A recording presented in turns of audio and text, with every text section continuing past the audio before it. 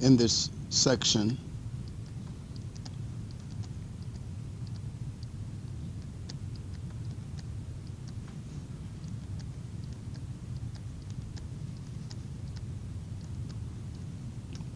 we had looked at some of the schemes in terms of being able to prove and to show that the theorems were well defined.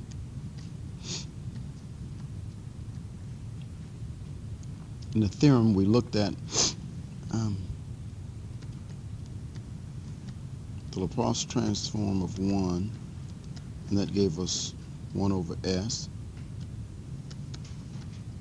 Secondly, the Laplace transform of t to the n, and we worked a few of those until we were able to see that pattern, that gave us n factorial all over s to the n plus 1.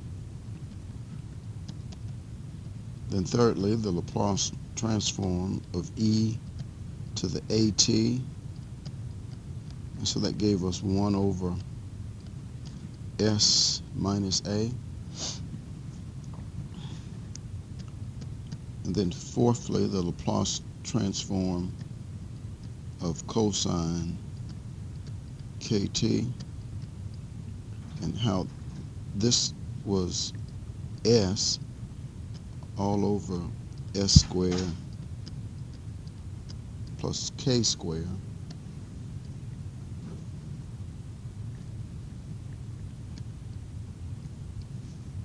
Then the Laplace transform of sine kt, and that was k all over s squared plus k squared. And then the hyperbolic forms, hyperbolic cosine of kt, that Laplace transform was s all over s squared minus k squared.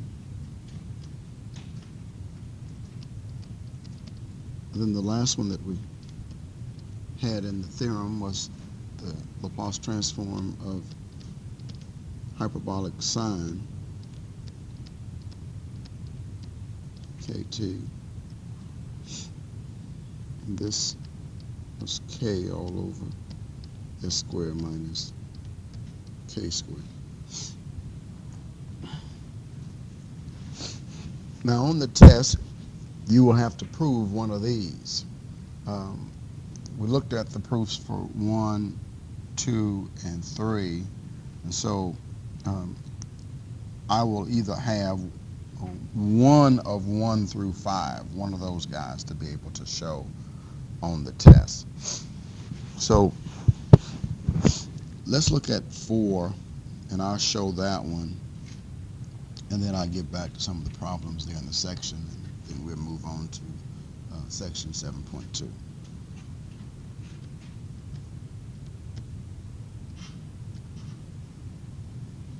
So here we want to show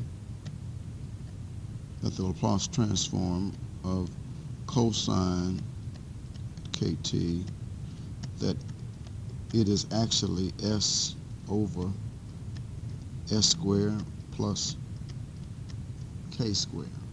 We want to be able to show that. So we just start here by the definition, and this is, probably need to emphasize that we are showing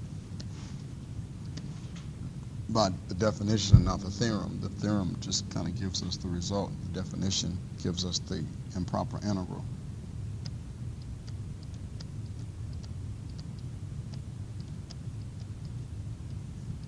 So it's just the integral from 0 to infinity of e to the negative st times cosine kt dt.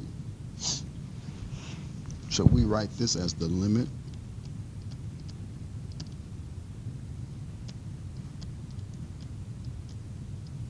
b goes to infinity of the integral from 0 to b of e to the negative st cosine kt dt.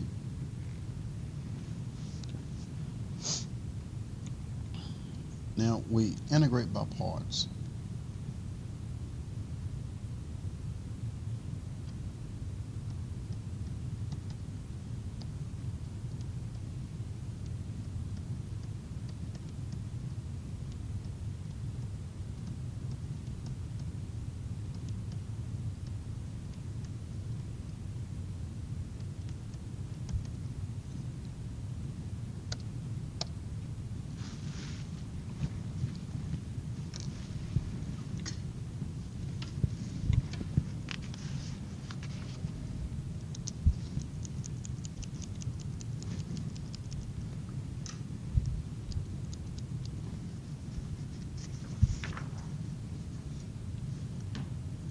Follow along as well. Does anybody have an extra pencil for our other professor?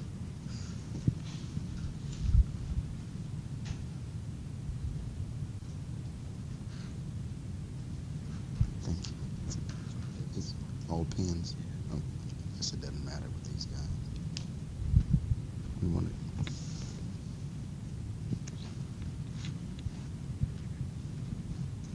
Alrighty.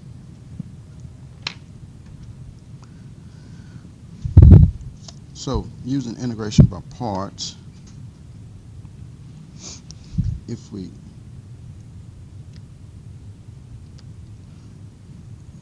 you know, that guy is the integral of u dv is equal to uv minus the integral of v du. So here, if we let u equal to the cosine, I don't think it matters, cosine kt, and dv is the e to the negative st, picks up the dt as well. So this implies that du gives us a negative k sine kt. In v, we integrate the dv, and we get negative 1 over s times e to the negative st.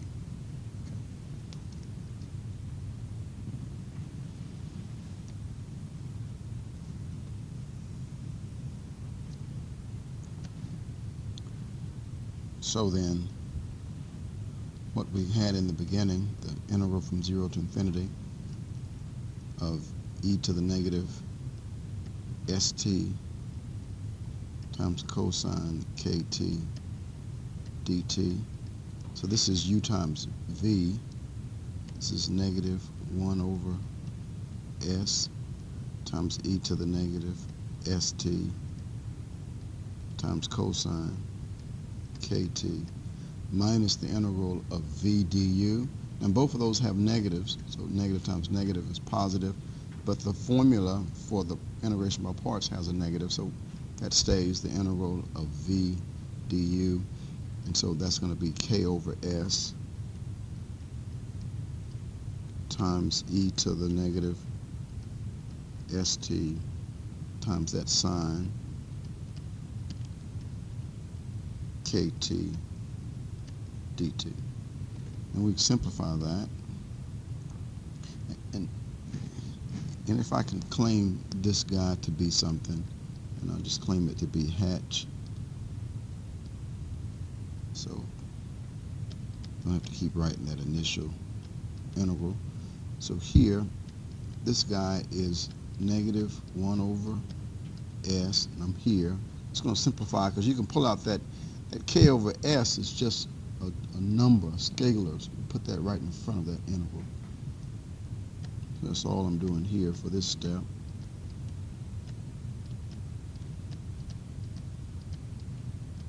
Minus k over s times the integral was that 0 to b, and we put that in there for that limit.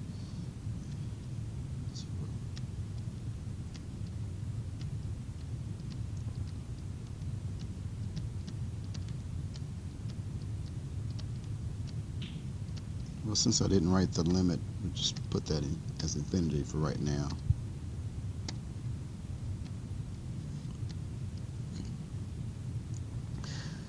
Now, I have that integral of e to the negative st times sine kt dt. How do we integrate that?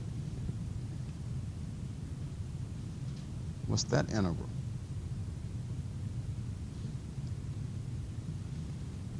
Our favorite answer, I don't know, would be applicable.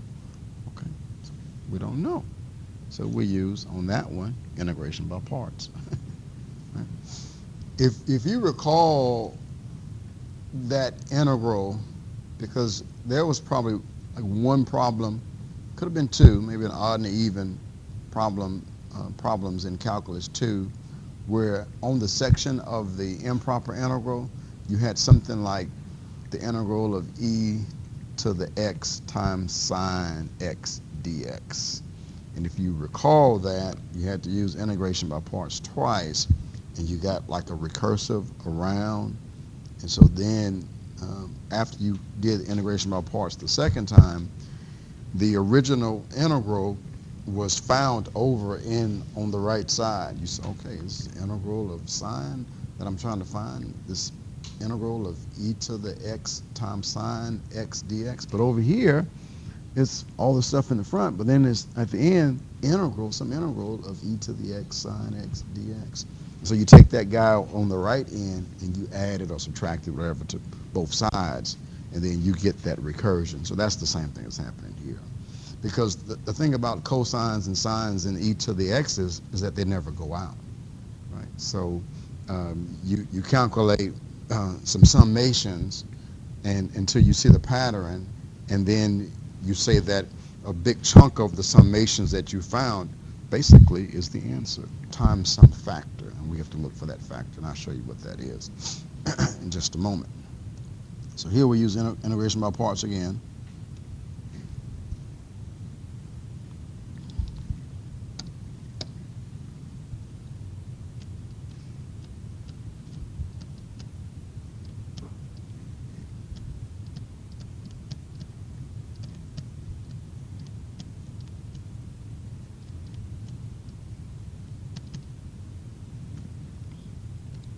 We have this term, we have that term.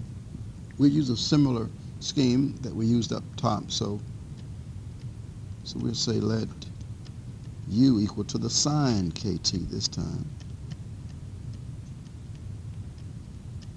and dv would be the e to the negative st dt. So that's the differential. And so this implies that du is cosine kt times the derivative of kt, which is just k. So this is k times cosine kt.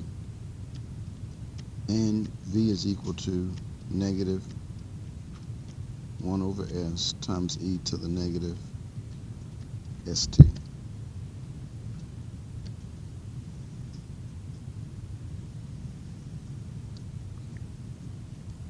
So using that, remember we're starting with that initial integral. This is equal to negative 1 over s e to the negative st cosine kt minus k over s brackets. Now we use integration by parts on that integral, so that's going to be brackets u times v. So this is negative 1 over s e to the negative st times that sine kt. So negative 1 over s e to the negative st times sine kt minus the integral of the v du So this minus times that positive is a negative times this negative is positive. Because it's this guy, the v du. So it's going to be k over s times e to the negative st. Then that's times, we took care of that k, cosine kt dt. Cosine kt dt. Close that up. That's the integral from 0 to infinity. And everything's going from 0 to infinity. So the initial guy, the initial integral again, is equal to negative 1 over s e to the negative st cosine kt. We're going to distribute that negative k over s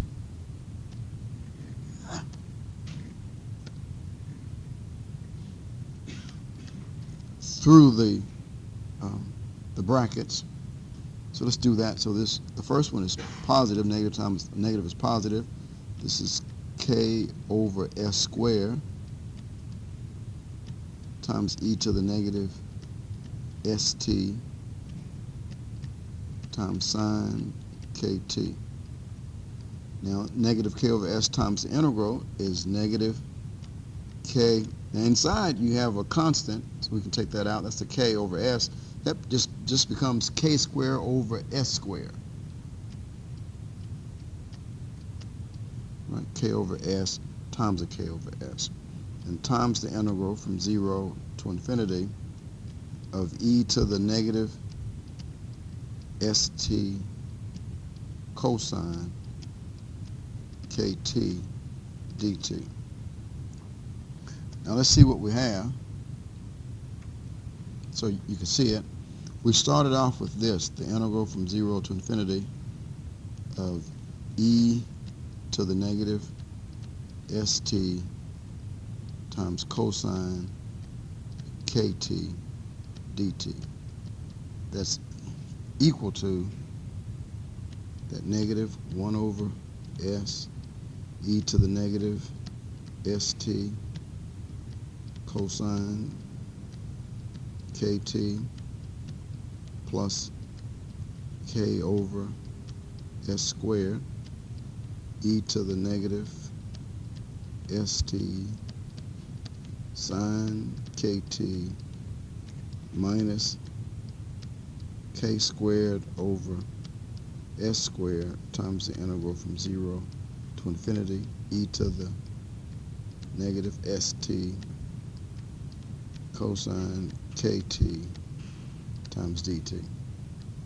All right? Do you see the pattern?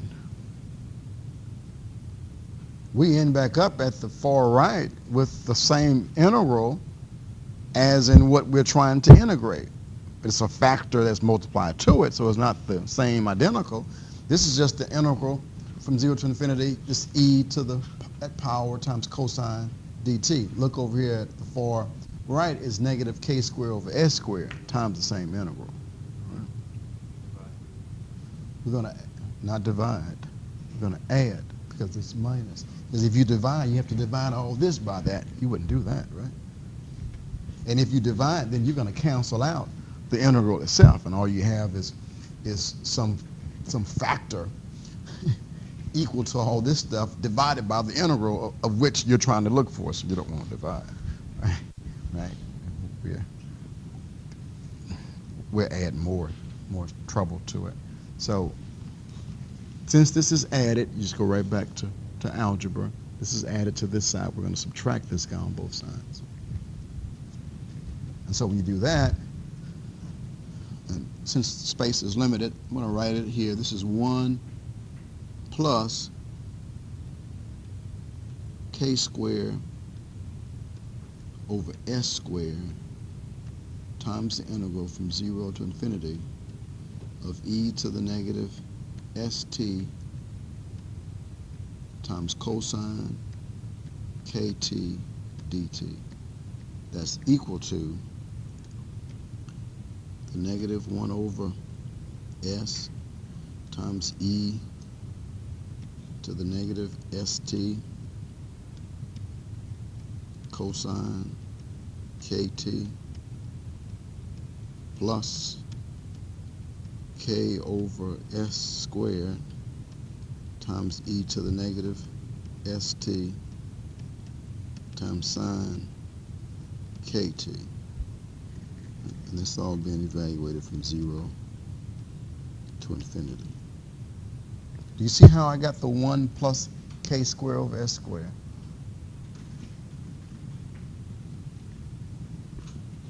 Okay, it's just algebra. Look, the coefficient in front of this guy is a 1, right? Remember, this is 1 times, if I can say this, the same thing. 1 times the same thing. Over here, this is minus k squared over s squared times the same thing. So if I add this whole term to both sides and do a factoring of that common term, the common term is going to be this same thing, that integral. Factor that out, I'm going to have parentheses 1 plus k squared over s squared. Right? So it's a bit much to try to write all that out because that's like 1 or 2 steps right there. So we must evaluate the right side because it's ready to be evaluated. Right? The right side, you just evaluate this guy. Well, what I'm going to do is just write the limit in front of that. So the limit of all this as b goes to infinity, and then we evaluate from 0 to b. So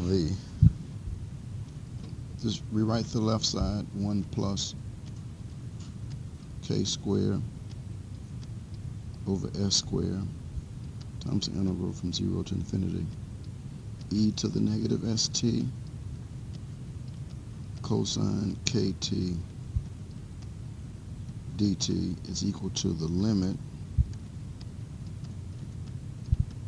as b goes to infinity of xi 1 over s times e to the negative st times cosine kt plus k over s squared times e to the negative st times sine kt. Evaluate that from 0 to b. This is 1 plus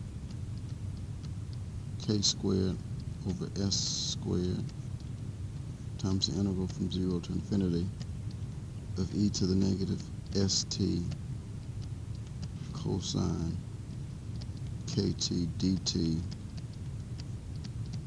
is equal to the limit as b goes to infinity. We're going to replace, first of all, the t with the b. So we get negative, and just write this as e to the negative. Maybe I should put that downstairs. Let me write that downstairs and just bring that negative st, bring it down. So this is negative cosine kb all over s times e to the sb plus this is k sine kb all over s squared times e to the sb. Now we plug in 0 for t. So this becomes a minus times this negative is plus. Cosine of 0, well, that guy is just 1, so this is plus. And you plug in e to the 0, that's 1, so this is just plus 1 over s. And then it's minus, well, sine of 0 is just 0, so that's just minus 0. Now we have to deal with this cosine over e to the SB, supposed to be an S,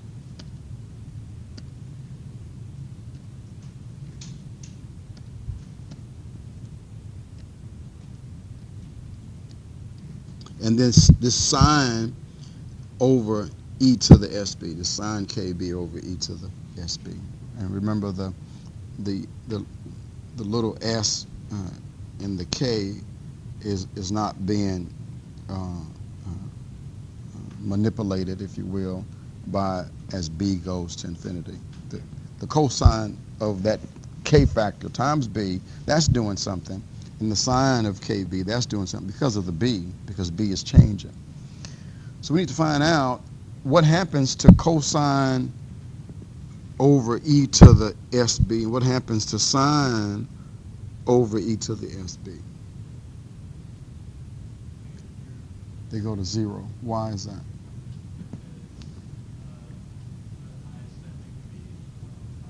Yes, sir. Perfect. Perfect. What theorem tells us that? It's a theorem in Calculus 1. It's like the first chapter in Calculus 1. You remember the squeeze theorem? The sandwich theorem? You can actually sandwich that cosine, and you can sandwich the sine between -1 and 1, right? And then divide everything by e to the SB. And so 1 over e to the SB, well, say negative, -1 over e to the SB is less than or equal to cosine of KB over e to the SB. That's less than or equal to 1 over e to the SB. Now, then take the limits of all three. And so what you have is that they're going to be sandwiched between 0 and 0, because the limit of the first guy, -1 over e to the SB, goes to 0, and the limit of the outside, 1 over e to the SB, goes to 0. So whatever's on the inside has to also, because the limits on the left and the right, they're going to 0, but the middle term is less than both of them. Well, how can you be less and greater than 0? You got to be 0, right? That's the squeeze theorem. Right? So here, notice that -1 is less than or equal to cosine KB less than or equal to 1, and -1 less than or equal to sine KB less than or equal to 1. And since e to the SB as b goes to infinity is positive,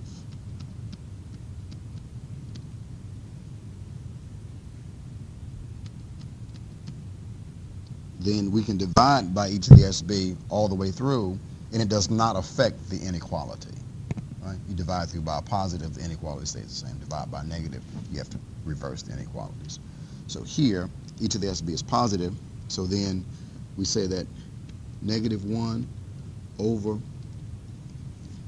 e to the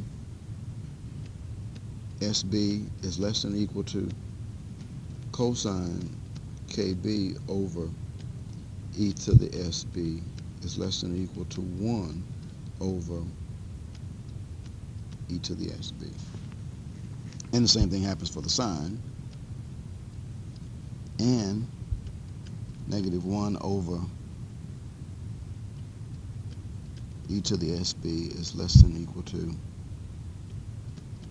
sine KB all over e to the SB, less than or equal to 1 over e to the SB.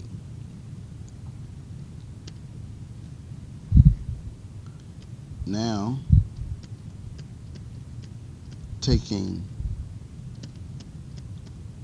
the limits throughout,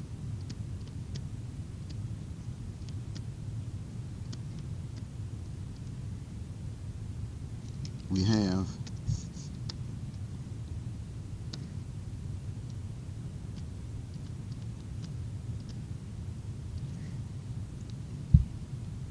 I'm down at the bottom. Crap. Need to add a page. So we have the limit as b goes to infinity of this -1 over e to the sb. That's still less than or equal to the limit as b goes to infinity. The middle term is what I'm actually trying to compute. The limit of cosine kb all over e to the sb. That's less than or equal to the limit as b goes to infinity of 1 over e to the sb. So it's like questionable what happens to the limit of cosine over e to the sb, but I do know that the left limit goes to 0 and the right limit goes to 0.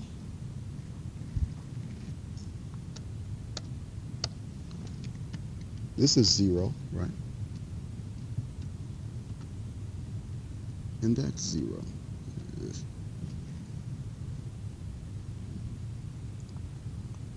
The same thing happens for the next one. And the limit as b goes to infinity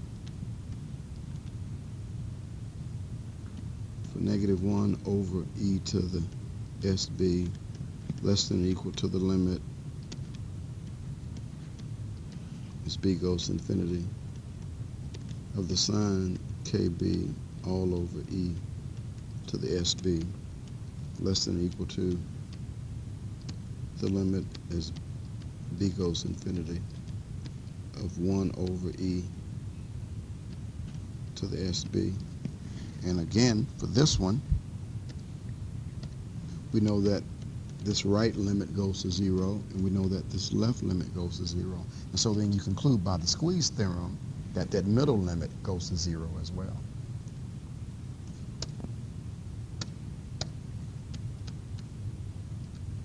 Thus,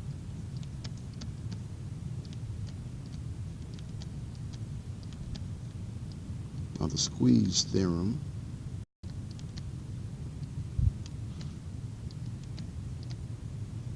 we have the limit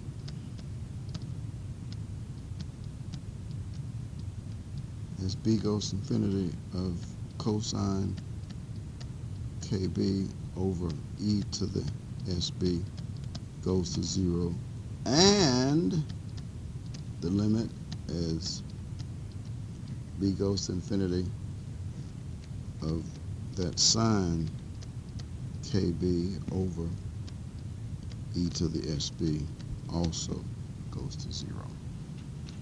Okay? You got that, Johnny? Bless your heart, baby. Amen. I tell you. I told y'all guys, Johnny, he gets it, man. Y'all got to be getting this stuff too. That's right. So let's see. Where were we? So we just went on a little Shakespearean soliloquy to show something that was in something else. So let's see if we can get back to where we were. Skim here and go to that part. So we were looking at, see if I can highlight it, this term right here, and we were looking at this term right there. And we just showed by the squeeze theorem that they went to 0.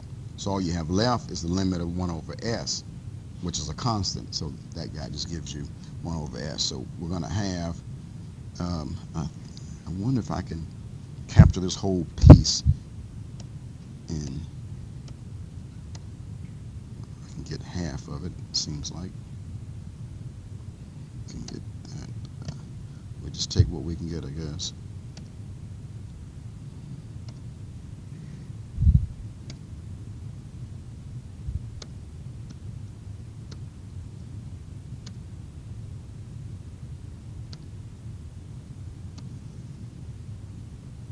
That one here and go back and get the other part.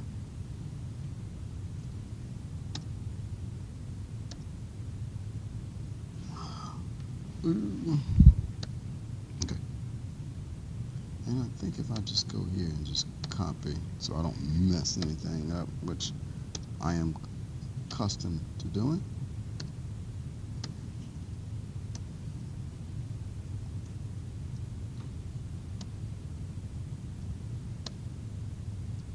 And then get the last piece.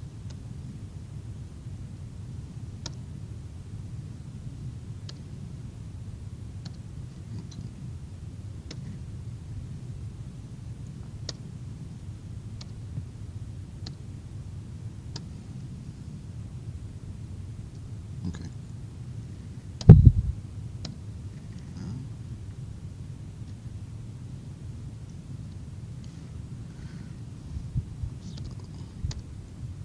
So this was that piece here that we showed, and this is that piece there that we showed is going to 0.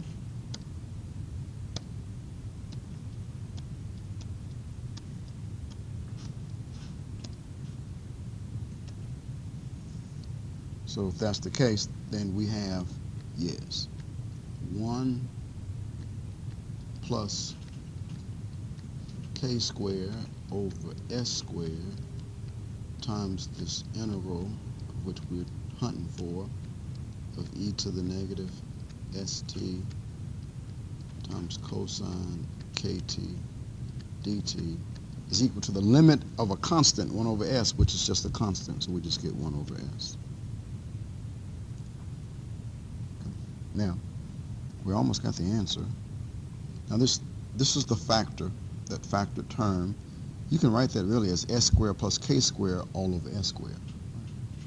So this is s squared plus k squared over s squared times the integral from 0 to infinity of e to the negative st times cosine kt dt is equal to 1 over s. Now divide both sides by that factor and you get the answer. Divide both sides by this, so we get the integral from 0 to infinity of e to the negative st times cosine kt dt is equal to 1 over s divided by, which becomes multiplied by, flip that guy, s squared all over s squared plus kt. Now you remember this integral is the Laplace transform of cosine kt. That's what that integral is, right?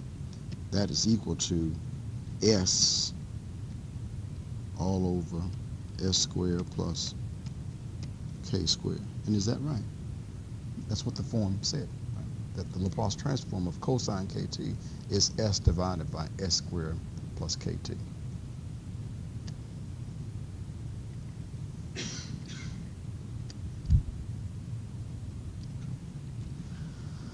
Okay, well, I think after doing a problem like that, you really don't want to do any more integrals, for a while, right? So let's do the problems where they don't ask us to solve by the definition.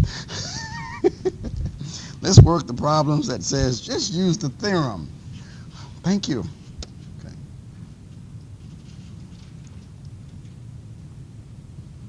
All right. Let's make sure that this is a part of that. Yeah, I think we're fine. Here, just use the theorem. So number 19, you're taking the Laplace transform of 2 times t to the 4. So the 2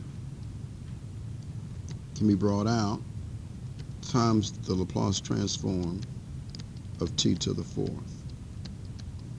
So this is 2 times, well, the Laplace transform of t to the 4th says this is going to be, you look at t to the n, so it's going to be 4 factorial all over s to the 4 plus 1, so we get s to the 5. 4 factorial is 4 times 3 times 2, so that's 24 times 2. We get 48 all over s to the 5th. Number 21, take the Laplace transform of 4t minus 10. You can break that up. You can write this as 2, that's a 4, I'm sorry. Zion, I'm losing my mind. Not supposed to agree with me, Zion. This is 4 times the Laplace transform of t minus 10 times the Laplace transform of 1. Now, why am I able to break these guys down like that? One special word that we took a whole class to try to show. You know why? It starts with an L. What about that? The Laplace transform is linear. That's right, because I don't know what you were thinking. You was about to say something crazy. Lucky.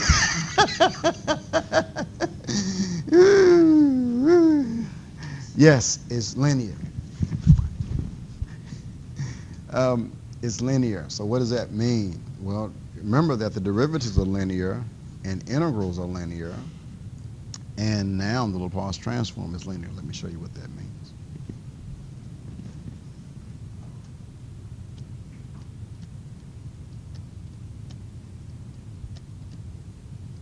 We can, if I can use this term, decompose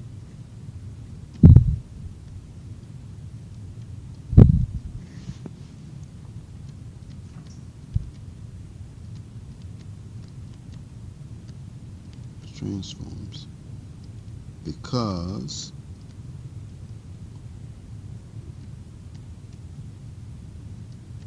they share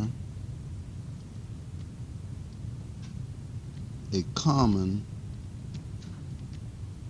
property. It's called linearity.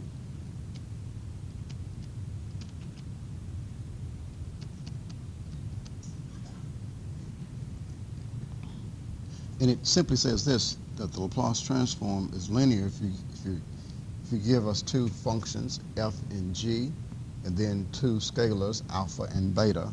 So we have the Laplace transform of alpha times f of t plus beta times g of t is equal to alpha. You can bring the alpha out if it's a scalar, times the Laplace transform of the function f of t plus, you can bring beta out if it's a scalar, times the Laplace transform of g of t. Now, can't you do that same thing for derivatives and integrals as well?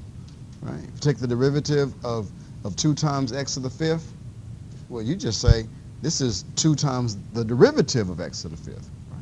You put the 2 and put it in front of the derivative. The same thing for the integral. Take the integral of 5t, you say that's 5 times the integral of t dt.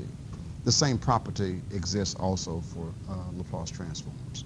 So that's why you can break down the Laplace transforms in that order. So that be the case going back to number 21. We have 4 times the Laplace, let me get back here to 21. 4 times the Laplace transform of t. Well, that's said to be, do you remember, that's just 1 over s squared. So this is 4 over s squared minus the Laplace transform of 1 was 1 over s, which is just 10 over s.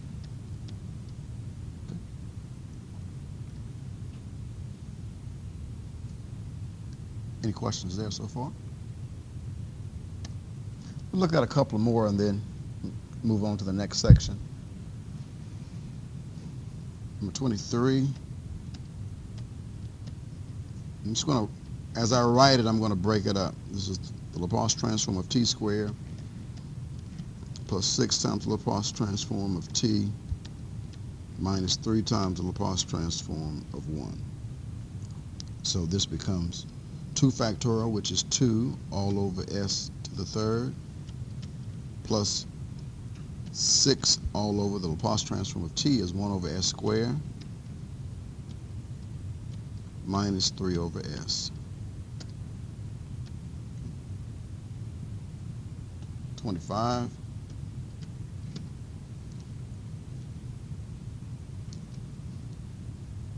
So this is the Laplace transform of t plus 1 to the third. We're going to break that trinomial down. So this is the Laplace transform of t to the third plus 3t squared plus 3t plus 1. So this is the Laplace transform of t cubed plus 3 times the Laplace transform of t squared plus 3 times the Laplace transform of t plus the Laplace transform of 1. And so here we get 3 factorial, which is 6 over s to the 3 plus 1, 4, plus 3 times 2 factorial, which is 6 over s to the 2 plus 1, 3. And this is plus 3 over s squared plus 1 over s.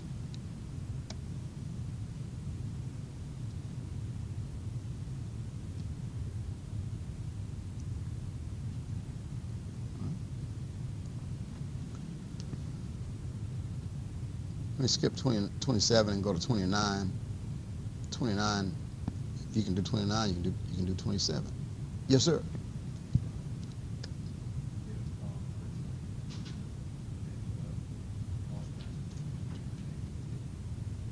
You said e to the negative t? Okay.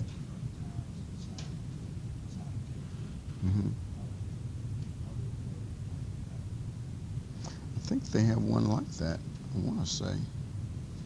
It's something similar to 35, but it's hyperbolic sign, so you can kind of manipulate the e to the t's.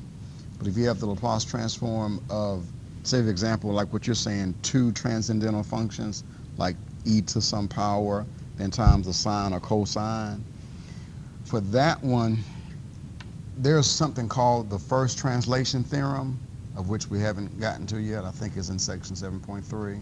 It's a very simple, neat theorem that you can use to get that. Right? Yes, sir. Yep. But it's easy, but I can't talk about it right now because there's a concept in there because when you have that e function, taking the Laplace transform of that, well, if you think about the definition for the Laplace transform, it already has an e function in it, right? So there's a translation of that. So you kind of like going from a to that term s, and I'll show you that. Yeah. So the theorem makes it a whole lot easier instead of having to try to work it out, by integrating. It's a simple, quick theory to look at that. No problems like that in this section. Thank goodness, right? But anyway, now. Number 29.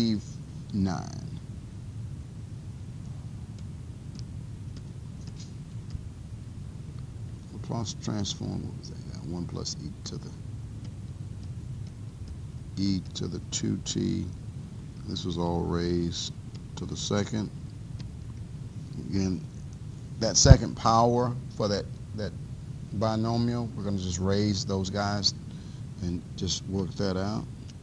This is the Laplace transform of 1 plus 2 times e to the 2t plus e to the 4t. Like I said, if you can do 29, you can do 27, because 27 is like the Laplace transform of 1 plus e to the 4t. Well, hopefully after a while, you can kind of look at that and know that you're going to have 3 terms here for your Laplace transform. So you take the Laplace transform of 1, and that gives you 1 over s, plus this 2 factor stays there, so it's 2 over the Laplace transform of e to the 2t is 1 over s minus 2. So this is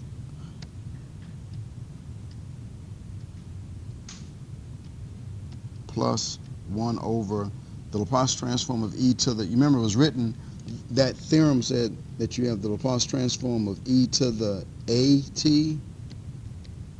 which is no more than just 1 over s minus a. That's what we're using, right? And so, like for that first one, A was 2, so it's in the denominator s minus 2. This next one, the A is 4, so it's going to be 1 over s minus 4.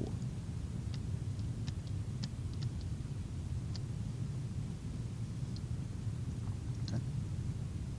Any questions there? That was 29. All right, let's look at 31.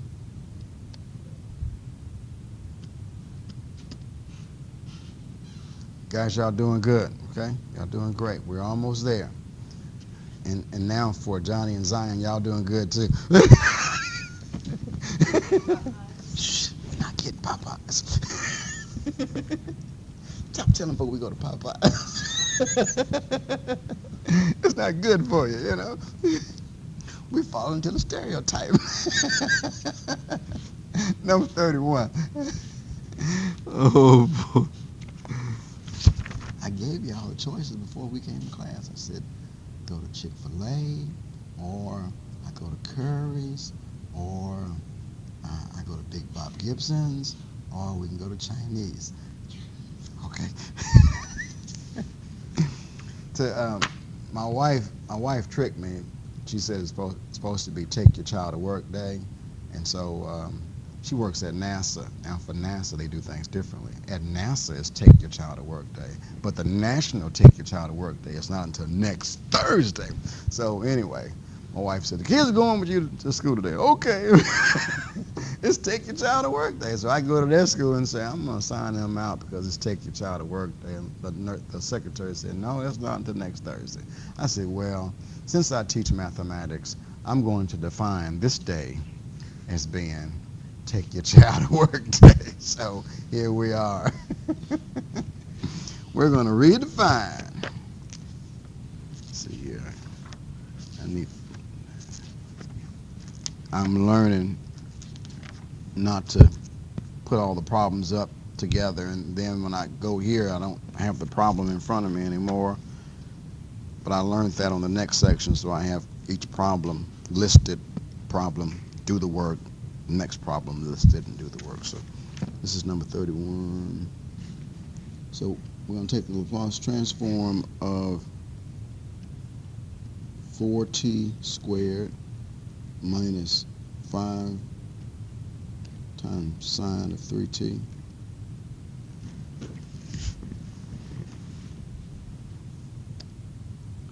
So this is 4 times the Laplace transform of t squared minus 5 times the Laplace transform of sine 3t. So this is 4 times 2 because the Laplace transform of t squared is 2 over s to the third. So this is 4 times that 2 gives me an 8 over s to the third minus the Laplace transform of sine is that kt. Well, here k is 3, so it's 3 over s squared plus 3 squared. So this is going to be, just maybe write it like this so you can see it first. This is 3 over s squared plus 9. Right? And that 5 was just sitting there, so we just multiply that 5 to the numerator, and we get 8 over s to the third minus 15 over s squared plus 9. All right. All right, let me give you one to do.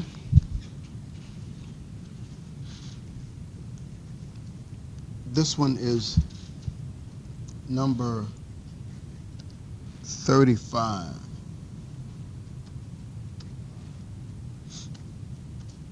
Laplace transform of e to the t times hyperbolic sine of t.